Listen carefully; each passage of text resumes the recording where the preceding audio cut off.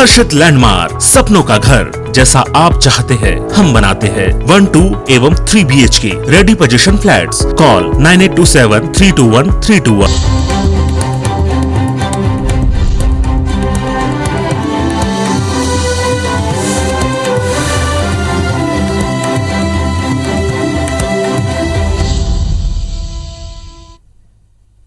नमस्कार, मैं हूं आकांक्षा और आप देख रहे हैं IBC 24। मध्य प्रदेश से जुड़े हमारे खास बुलेटिन में आप सभी का स्वागत है।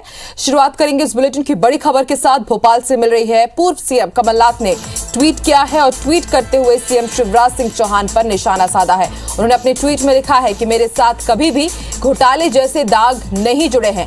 आपकी सरकार ने रिकॉर्ड तबादला उद्योग चलाया। तबादला उद्योग तो कोरोना काल में भी बदस्तूर जारी रहा। मेरे इतने वर्षों का राजनीतिक जीवन पूरी तरह से बेदाग रहा है। आपको हम वो ट्वीट भी दिखा रहे हैं जो पूर्व सीएम कमलनाथ ने थोड़ी देर पहले किया है। उन्होंने लिखा है, मेरे साथ कभी ना डंपर, ना व्यापम, ना सिंहस्थ, ना फर्जी पौधारोपण, ना नर्मदा सेवा यात्रा के फर्जीवाड़े, ना ई टेंडर घोटाले जैसे दाग कभी भी जुड़े हैं। मेरे इतने वर्षों का राजनीतिक जीवन पूरी तरह से बेदाग रहा है। ये ट्वीट किया गया है पूर्व सीएम कमलनाथ की तरफ से।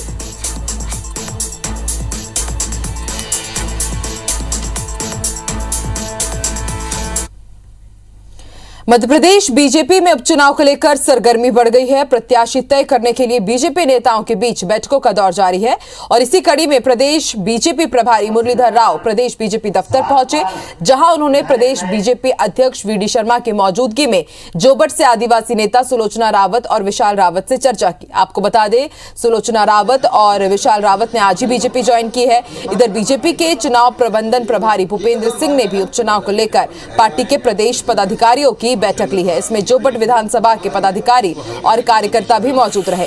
बैठक में पृथ्वीपुर और रेगांव विधानसभा समेत खंडवा लोकसभा सीट को लेकर चर्चा की गई। सबकी नजर खंडवा लोकसभा सीट पर है। यहां हर्ष सिंह से लेकर अर्चना चिटनिस, कृष्ण मुरारी मोघे दावेदारी कर रहे हैं।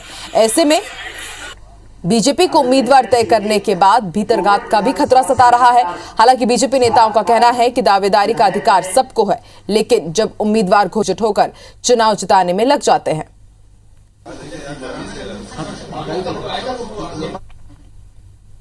उपचुनाव में उम्मीदवारों के नाम तय करने को लेकर कांग्रेस में भी बैठकों का दौर जारी है। प्रदेश कांग्रेस अध्यक्ष कमलनाथ ने अपने आवास पर पार्टी नेताओं और चुनाव प्रभारियों के साथ बैठक की, जिसमें सज्जन सिंह वर्मा, कांतिलाल भूरिया, विक्रांत भूरिया समेत कई नेता मौजूद रहे। बैठक में जोबट विधानसभा और खंडवा लोकसभा सीट को लेकर चुनावी रणनीति और प्रत्याशी को लेकर मंथन किया गया। साथ ही रेगांव सीट पर भी चर्चा की गई। कांग्रेस नेताओं ने दावा किया कि जल्द ही कांग्रेस अपने प्रत्याशियों का ऐलान कर देगी। कांग्रेस ने पृथ्वीपुर सीट से अपना प्रत्याशी फाइनल वो कर चुकी है। कांग्रेस ने पृथ्वीपुर से नितेंद्र सिंह राठौर को अपना प्रत्याशी बनाया है। सुलोचना रावत का और विशाल रावत का बीजेपी ज्वाइन करना अचानक रातों रात। चलिए, उपचुनाव के दंगल के लिए सीधे रुख कर लेते हैं भोपाल का। बात करेंगे हमारे सहयोगी सुधीर दंडोतिया से, जो इस वक्त हमारे साथ लाइव बने हुए हैं। सुधीर, बीजेपी की बात हो या फिर कांग्रेस की बात हो, जब से ही उपचुनाव की तारीखों का ऐलान हुआ है, बैठकों का दौर लगातार जारी है। कांग्रेस थोड़ा आगे निकल गई है। उन्होंने एक सीट पर अपने प्रत्याशी का ऐलान कर दिया है। कब तक बीजेपी ऐलान करेगी, क्या रणनीति रहेगी?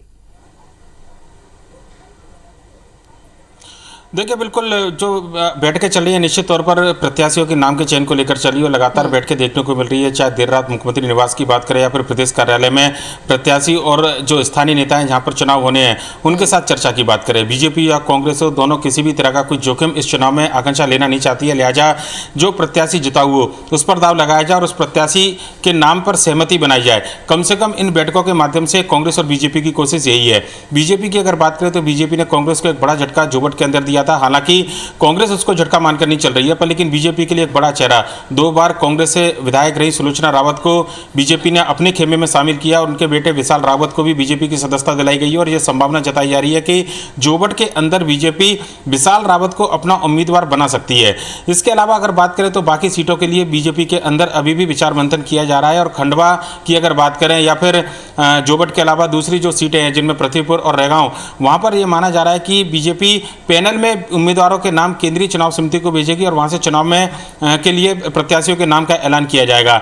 अगर दावेदारों की बात करें तो यहां से 2 से 3 तगड़े दावेदार सामने निकल कर आ रहे हैं, पर लेकिन अगर खंडवा की बात की जाए तो बीजेपी से हर्ष सिंह, इसके अलावा पुष्पराज बागड़ी रेगांव से और शिशुपाल यादव निवाड़ी से जो है पृथ्वीपुर से जो रेस में आगे चल रहे हैं। पर लेकिन फिर भी जो दूसरे दावेदार हैं उनके नाम की भी चर्चा बीजेपी के अंदर अभी भी जारी है और यही वजह है कि पैनल बनाने की बात बीजेपी के द्वारा कही जा रही है। वहीं पर कांग्रेस की यह कोशिश है कि नामों का ऐलान प्रदेश स्तर पर ही कर लिया जाए। पूर्व मुख्यमंत्री कमलनाथ लगातार 2 दिन से बैठ के ले रहे हैं और अब से कुछ देर पहले भी उन्होंने जो चुनाव के प्रभारी और सह प्रभारी है उनके साथ में चर्चा की, जो सीनियर नेता हैं उनके साथ में चर्चा की गई और ये बात सामने निकल कर आई कि जोबट से जो है, चाहे हम महेश पटेल की बात करें या फिर दीपक भूरिया की बात करें, उनके नाम पर मोहर जो है कांग्रेस की ओर से लगाई जाएगी और ये माना जा रहा है कि कांग्रेस इन दोनों में से किसी को उम्मीदवार बना सकती है। महेश पटेल हालांकि दावेदारी में दीपक भूरिया से थोड़ा सा ज़्यादा प्रबल दावेदार बताए जा रहे हैं। वहीं पर पृथ्वीपुर में कांग्रेस ने पहले ही अपने उम्मीदवार के नाम का ऐलान कर दिया, नितिन राठौर को यहाँ से उम्मीदवार बनाया है। बीजेपी के मुकाबले कांग्रेस के सामने मुश्किलें जो है रेगांव विधानसभा को लेकर है। रेगांव में कांग्रेस के पास में कोई दमखम वाला चेहरा ज़्यादा नजर नहीं आता है, लिहाजा पिछले लोकसभा चुनाव से पहले बहुजन समाज पार्टी को छोड़कर कांग्रेस का दामन थामने वाली ऊषा चौधरी को उम्मीदवार यहां से बनाने की संभावना जताई जा रही है। आज पूर्व मुख्यमंत्री कमलनाथ से उनकी चर्चा हुई थी और यह माना जा रहा है कि शायद उन पर दाव कांग्रेस की ओर से खेला जा सकता है। इसके अलावा अगर बात किया है खंडवा लोकसभा को लेकर, अरुण यादव यहां से प्रबल दावेदार बने हुए हैं, पर लेकिन उनके लिए सुरेंद्र सिंह सेरा बड़ी एक चुनौती पेश कर रहे हैं और अब तक कांग्रेस आला कमान से स्पष्ट रूप से उनको चुनाव टिकट को लेकर कोई आश्वासन नहीं मिला है। कांग्रेस के जो स्थानीय नेता हैं, चाहे सज्जन सिंह वर्मा की बात करें, पूर्व मुख्यमंत्री दिग्विजय सिंह की बात करें, वो अरुण यादव के साथ में शुभकामनाएं देते हुए नजर आ रहे हैं, उनको प्रबल दावेदार जरूर बता रहे हैं, पर लेकिन अब तक यहां पर नाम फाइनल ना होने के चलते थोड़ी असमंजस की स्थिति बनी है। हालांकि यहां से टिकट अरुण यादव के ही तय माना जा रहा है और देखना होगा कि कांग्रेस पृथ्वीपुर के बाद में कब तक बाकी बचे हुए उम्मीदवारों के नाम का ऐलान करती है। पर लेकिन बीजेपी की अगर बात करें तो लगातार बैठकों के बाद में यह माना जा रहा है कि जो नाम पैनल में दिल्ली भेजे जाएंगे उसके बाद में आज या कल कभी भी किसी वक्त यानी कि 1-2 दिन के अंदर जो है बीजेपी अपने उम्मीदवारों के नाम का ऐलान सभी सीटों के लिए कर देगी। सुधीर, आपसे ये भी समझना चाहेंगे, जैसा कि आपने बताया कि जितनी भी सीट है उन सभी सीटों पर एक से ज्यादा प्रत्याशी अपने दावेदारी पेश कर रहे हैं और ऐसे में कांग्रेस हो या बीजेपी दोनों को भीतरघात का खतरा भी सता रहा है, तो इनको किस तरह से एडजस्ट किया जाएगा इन दावेदारों को? देखिए, निश्चित तौर पर यह विदर्भवाद का खतरा नजर आएगा। कांग्रेस के हमने देखा कि सुलोचना रावत जिस तरीके से बीजेपी का दामन उन्होंने थामा था, ये आशंका कांग्रेस और बीजेपी दोनों के साथ बनी हुई है।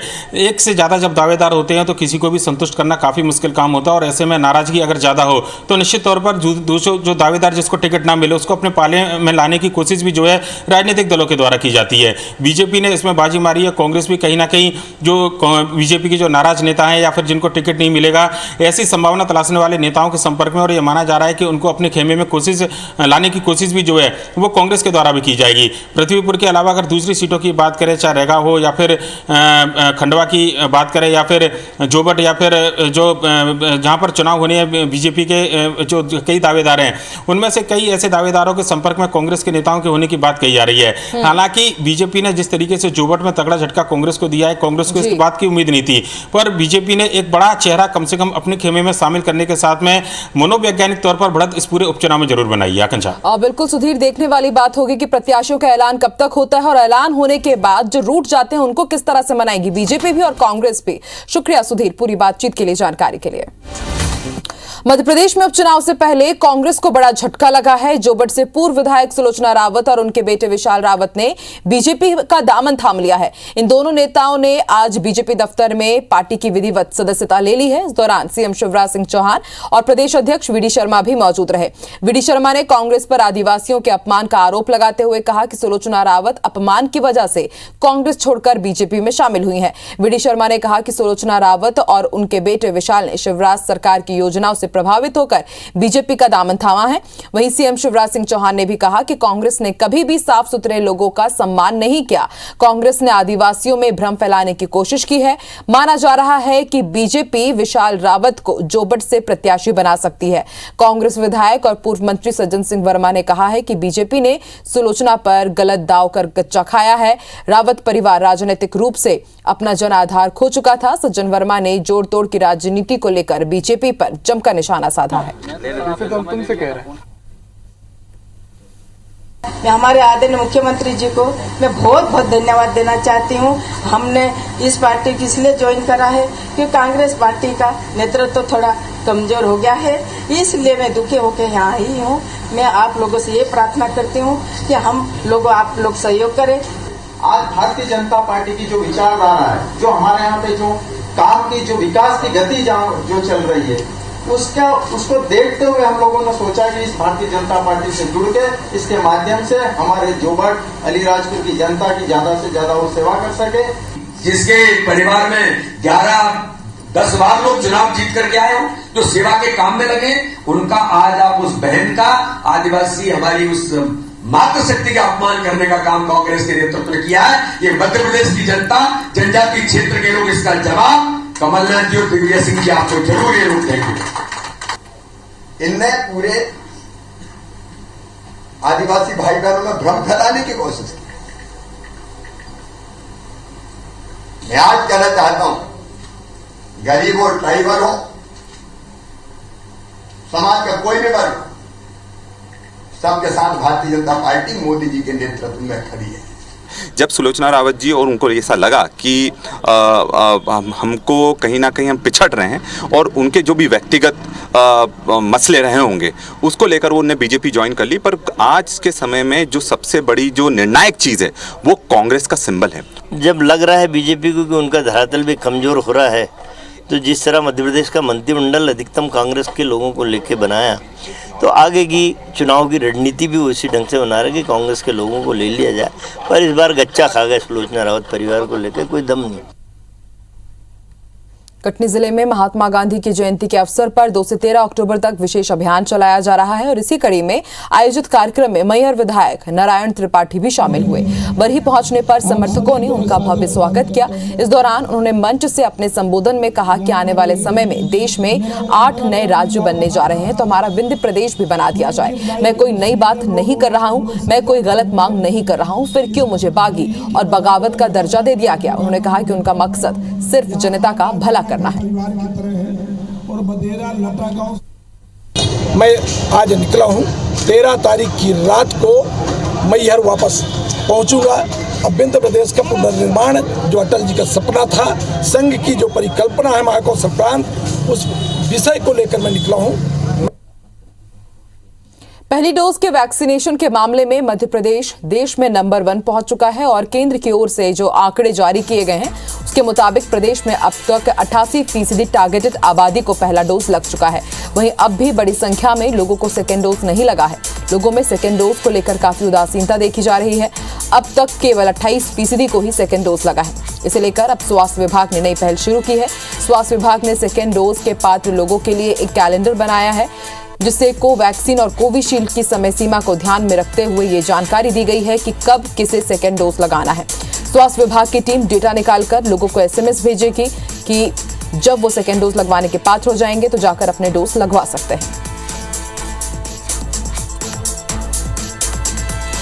कैलेंडर हमने जारी किया है जो लोगों को ये बताएगा कि सेकेंड डोज के लिए लोग पात्र हो गए, तो उससे सब हम लोग सोशल मीडिया पे और दूसरा लोगों तक पहुंचाएंगे। मुंबई में हाई प्रोफाइल ड्रग्स पार्टी के सिलसिले में नारकोटिक्स कंट्रोल ब्यूरो ने शाहरुख खान के बेटे आर्यन खान को गिरफ्तार कर दिया। ये इस वक्त की बड़ी खबर हम आपको बता रहे हैं, लेकिन अब रुक कर लेते हैं बिग न्यूज की तरफ।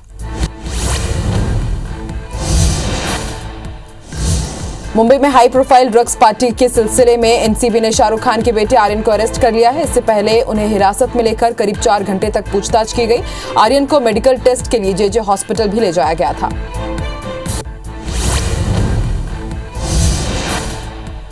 सुरक्षा बलों ने पाकिस्तान सीमा पर बड़ी मात्रा में हेरोइन के साथ एक पाकिस्तानी स्मगलर को गिरफ्तार किया है। बीएसएफ के डीआईजी के मुताबिक 6 पैकेट हेरोइन राजाताल से पकड़े गए हैं और पकड़े गए व्यक्ति का नाम काशी अली बताया जा रहा है, जो पाकिस्तान के मनियाना का रहने वाला है। ये सामान एक पैकेट के अंदर था।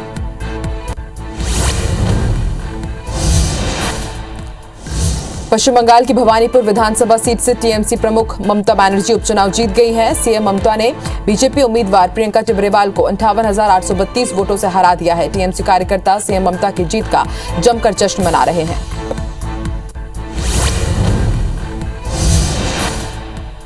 जीत हासिल करने के बाद सीएम ममता बनर्जी ने बीजेपी पर जमकर निशाना साधा। उन्होंने कहा कि नंदीग्राम में मुझे साजिश कर हराया गया था, लेकिन भवानीपुर और पश्चिम बंगाल की जनता ने जवाब दे दिया है।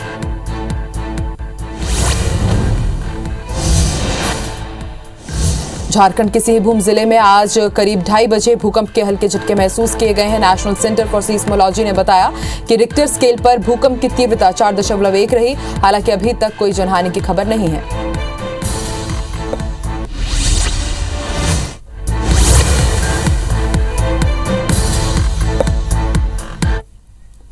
रुक करते हैं कुछ दूसरी खबरों का। नेशनल ग्रीन ट्रिब्यूनल के आदेशों के बाद भी जबलपुर में धड़ल्ले से दुर्गा प्रतिमाओं का निर्माण हो रहा है। पर्यावरण और नदियों को हो रहे खतरे को भांपते हुए एनजीटी ने न केवल 5 फीट से बड़ी मूर्तियों के निर्माण पर रोक लगा रखी है, बल्कि प्रदूषण नियंत्रण बोर्ड को हर हाल में नियमों का पालन कराने के आदेश भी दिए हैं। अफसरों ने नोटिस भी भेजे, पर जमीनी हकीकत देखने की फुर्सत किसी के पास नहीं है। मोटी कमाई के चक्कर में मूर्तिकार बड़ी प्रतिमाओं का धड़ल्ले से निर्माण कर रहे हैं। वहीं मध्य प्रदेश प्रदूषण नियंत्रण बोर्ड भी इस तरफ ध्यान नहीं दे रहा है। रंग जो है वो कोशिश ये रहती है कि नेचुरल कलर ही यूज हो, और मूर्ति हम ऐसा बनाते, चाहे वो 15 फुट हो या 20 फुट हो, कि पानी लगा और वो गलना शुरू हो जाती है और किसी प्रकार का प्रदूषण ना हो, इसका विशेष ख्याल किया जाता। कोई केमिकल यूज नहीं होना।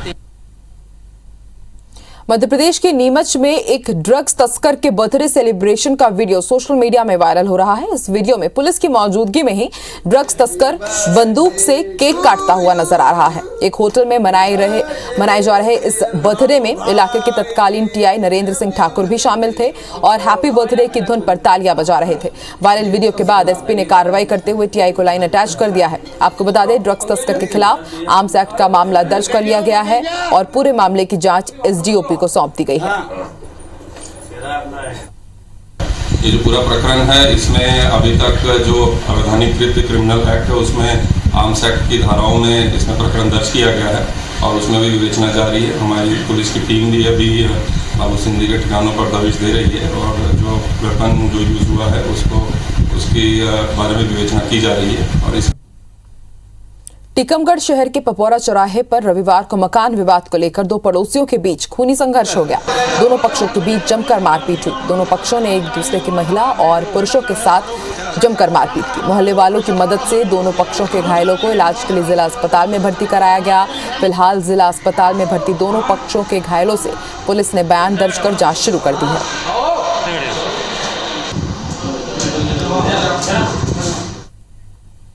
खरगोन के मेनगांव थाना क्षेत्र के ग्राम टेमला के पास एक ट्रक ने ट्रैक्टर ट्रॉली को जोरदार टक्कर मार दी। इससे ट्रैक्टर ट्रॉली अनियंत्रित होकर पैदल घर लौट रही महिला मजदूरों और खेत मालिक पर पलट गई। घटना में खेत मालिक महिला कोमल की मौके पर ही मौत हो गई। वहीं 6 महिलाएं घायल बताई जा रही है। उनमें से एक की हालत गंभीर है, जिसे इलाज के लिए इंदौर रेफर किया गया है। वहीं अन्य घायलों का खरगोन जिला अस्पताल में इलाज जारी है। एक खेत में से आ रहा था तो पाते से मारता है और पहिए फुटबॉल ठोकी थी को ट्रक का। हाँ। तो कैसे आपको चोट कैसे लगी है? सब को वो ठोकर नहीं पड़ेगा ना।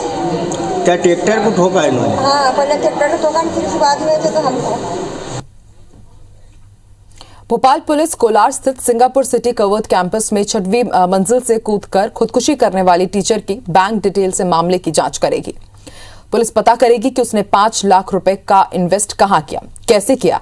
सीएसपी के मुताबिक टीचर ऑनलाइन ठगी का शिकार हुई थी। अभी तक की जांच में यही सामने आया है। वो इन्वेस्ट कहां, कैसे, कब किया गया, ये जांच के बाद ही खुलासा होगा। प्रारंभिक जांच में सामने आया कि युवती की मां ने उसकी शादी के लिए 5 लाख की रकम जोड़कर रखी थी। इन रुपयों को युवती ने ऑनलाइन कंपनी में निवेश कर दिया था। कंपनी से जब पैसा वापस नहीं मिला तो वो तनाव में आ गई और उसने खुदकुशी जैसा कदम उठा लिया। पुलिस खुदकुशी, हादसा या हत्या सभी बिंदुओं पर जांच कर रही है। ऑनलाइन ट्रेडिंग के काम में करीब उसमें 5 लाख रुपए के आसपास इन्वेस्ट कर दिए थे और उसमें उसको कहीं घाटा लग गया। उस चीज़ को लेकर वो काफ़ी व्यथित थी और प्राथमिक तौर पर उस वजह से उसने आत्महत्या की है। अभी ऑनलाइन ट्रेडिंग के संबंध में जांच की जा रही है कि वो ट्रेडिंग कंपनी सही है या गलत है, और जो भी तथ्य आएंगे उस हिसाब से कार्रवाई की जाएगी। हबीबगंज जीआरपी ने अमरकंटक एक्सप्रेस से उतरे इटारसी के जिस कोरियर बॉय विक्रांत के पास से संयुक्त अरब अमीरात के 1379 रियाल मुद्रा बरामद की है, उसे लेकर कोई खास सफलता हाथ नहीं लगी है। जीआरपी को अंदेशा है या तो कोरियर बॉय विक्रांत पुलिस को गुमराह कर रहा है या फिर वो किसी तरह की तस्करी गैंग से जुड़ा हुआ है। हालांकि जीआरपी पुलिस उससे पूछताछ कर रही है। जीआरपी हबीबगंज टीआई प्रभारी सब इंस्पेक्टर एमएस सोमवंशी के मुताबिक विक्रांत ने जीआरपी को अभी तक जो बताया है उसके मुताबिक वो डिलीवरी बॉय की तरह ही काम कर रहा है। उसे किसी ने भोपाल के लिए ये पार्सल दिया था। पार्सल के अंदर क्या है ये उसे नहीं पता है। विक्रांत ने पुलिस की पूछताछ में बताया कि वो कोई पेशेवर कोरियर कर्मचारी नहीं है, कभी कभी ही वो ये काम करता है। इटारसी से भोपाल किसी को डिलीवरी करने ला रहा था, तो नाम तो नहीं बताया किसके पास आ रहा था। इटारसी से लाया था, वो भी जब्त है अपने पास। अब उसकी विवेचना चल रही, विवेचना में जैसा निकलेगा आगे। 1971 में पाकिस्तान पर भारत की ऐतिहासिक जीत के 50 साल पूरे होने के मौके पर निकाली जा रही स्वर्णिम विजय मशाल आज कोसम घाट की पावन धरती पर पहुंची।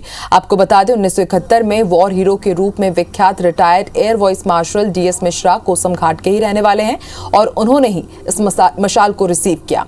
करीब 2.5 किलोमीटर तक स्वर्णिम विजय मशाल को नाव के जरिए ले जाया गया।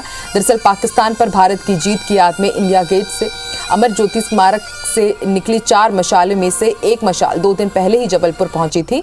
1971 के ऐतिहासिक जीत की याद में देश के कोने कोने में घूम रही मशाल भारतीय सेना के शौर्य और साहस को प्रदर्शित कर रही है। बड़ा निर्णायक युद्ध था, बड़ा जल्दी हुआ खत्म। पाकिस्तान के 2 हिस्से भी हुए। भाग्य की बात है कि मैं 50 साल उसके बाद जीवित रहा।